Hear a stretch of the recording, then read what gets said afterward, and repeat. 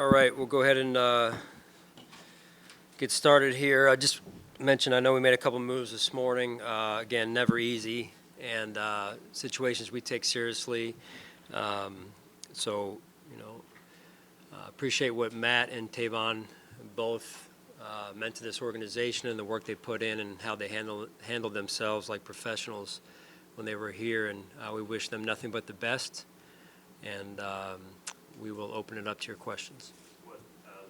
What led you to decide on Matt Araiza for the month ago? Again, just felt like it was time to move on with one punter in camp. Sometimes it's numbers, and also wanted to give Matt Haack a chance to get out there and catch on with another team.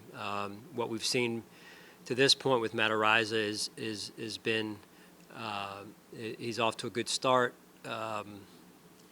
It doesn't mean he's where he needs to be. He's not arrived. And speaking with Matt this morning, he echoed those sentiments in terms of he's earned nothing. He's got to continue to work, and I think that's the right mindset here. So, Sean, with Tavon, it just seems like maybe coming in as late as he did, that kind of put him up against the eight ball. Yeah, that, and then he had a couple tweaks here and there, just being available, and but true pro. When he was out there, he played with great effort, great intensity. He loves the game. You could see that, and a highly decorated player. So,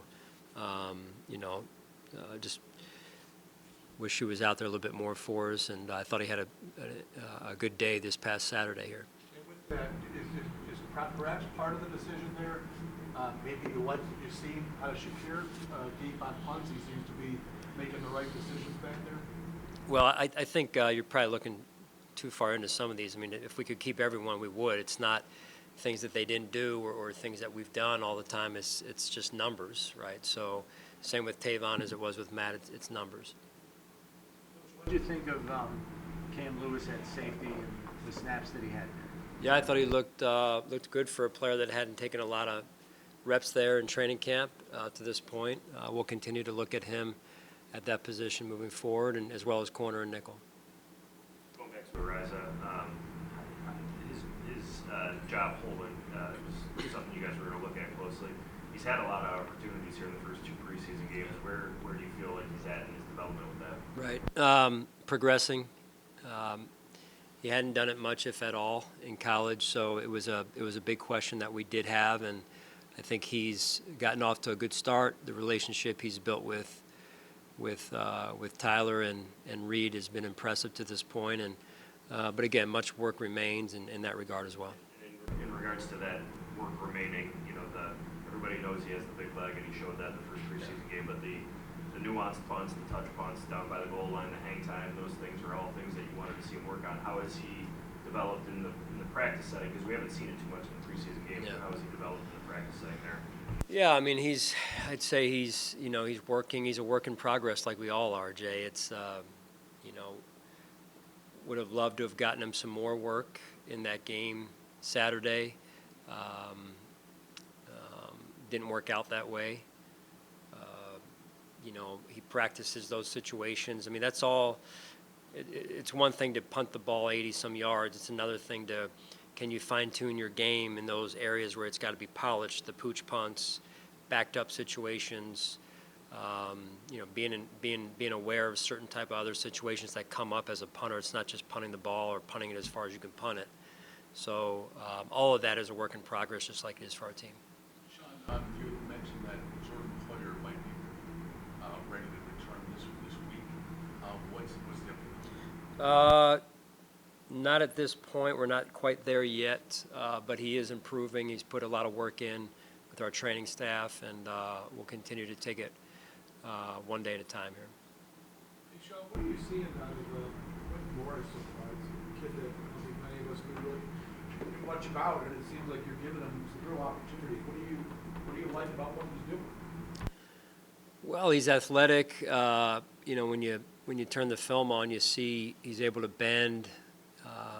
He can block in line. He can flex out, do some things as a receiver, as you saw this past weekend as well. But again, I thought he blocked well at times, and got the penalty there down in the red zone before, I think it was before half, that cost us a little bit there, but he'll learn from that. And, he continues to come every day and prepared to work and with a good attitude. You and Coach Dorsey reached a decision on his game day location, or are you going to push it to this final preseason game? Probably a better question for him. I'm comfortable where he is. I think I noticed, again, just experience from game 1 to game 2, and I think he's comfortable, but probably a better direct question for him at this point. As far as I go, he can use another game to come down if he wants, but I think that's all what we do in the preseason and getting him comfortable as possible there. What makes him good at adapting to the roles? Well, he's smart. He's got a really good head on his shoulders just in terms of it doesn't seem like any job is too small and yet no job is too big at this point. And that's not an easy challenge where he can play inside, play outside, especially for a first-year player in this system. And he's handled it well to this point. Any other injury updates coming out of the game, either new injuries or guys possibly returning? Tell me who you have in mind, and I'll give you Jay. Settle. Yeah, Settle will be out there in individual a little bit today, do some running, more so do some running, and then see if we can get him into individual, hoping to progress him through the week here. I don't know if Micah was injury related or that was a veteran thing, but Yeah, just he's got some neck soreness still, so he'll be out there, but we got to continue to monitor it here. Update on when Dawson might be joining the team. Yeah, right now it appears tomorrow, so we'll just take it one day at a time here.